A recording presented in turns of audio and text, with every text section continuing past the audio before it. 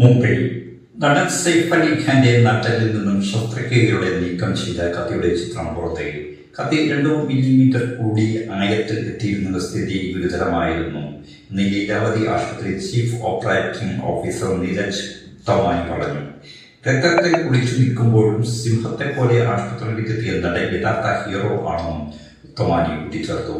ഒരു സ്ട്രക്ചർ പോലും അദ്ദേഹം ഉപയോഗിച്ചിട്ടില്ലെന്നും ഡോക്ടർ കൂട്ടിച്ചേർത്തു.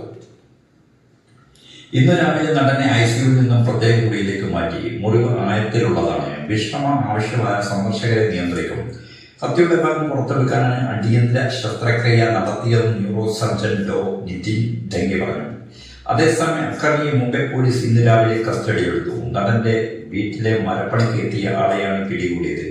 ബാന്ദ്ര പോലീസ് സ്റ്റേഷനിൽ പ്രതിയെ കൊണ്ടുപോകുന്ന ദൃശ്യം പുറത്തു വന്നിരുന്നു. കവർച്ച, അതിക്രമിച്ചു കടക്കൽ, ഗുരുതരമായ പരിക്കേൽപ്പിക്കൽ എന്നീ വകുപ്പുകൾ ചുമത്തിയാണ് മുംബൈ പോലീസ് കേസെടുത്തിരിക്കുന്നത്.